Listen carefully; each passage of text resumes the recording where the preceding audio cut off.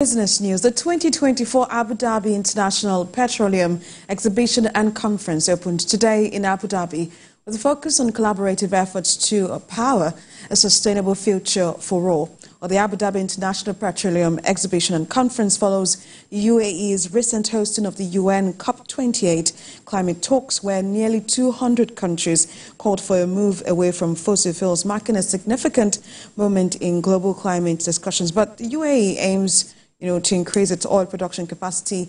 And let's discuss this. Let's bring in our business editor, Tolulokpe Ogunjobi, to tell us what were the key highlights today at the conference.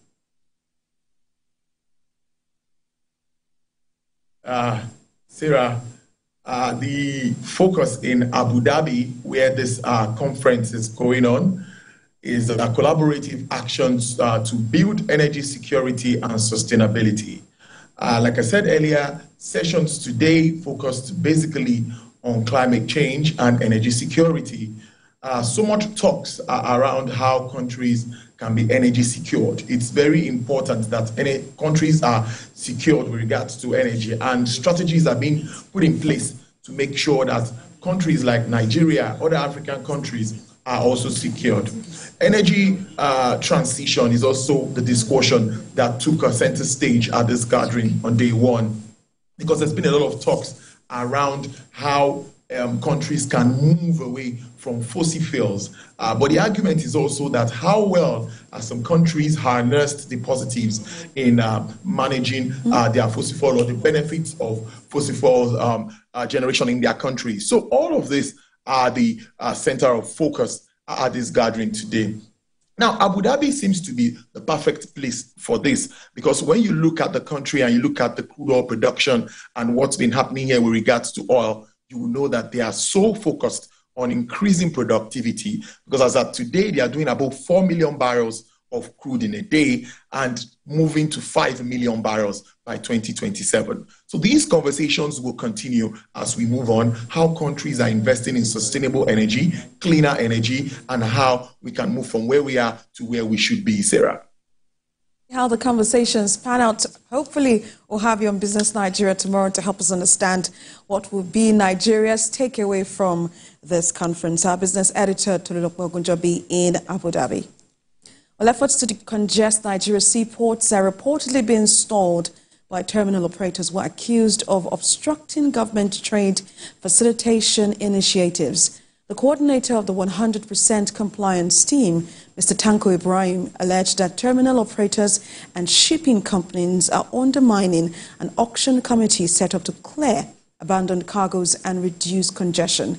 TVC News senior business correspondent Ifunanya Eze reports. Nigeria's seaports have been overwhelmed by containers left behind due to seizures or abandonment.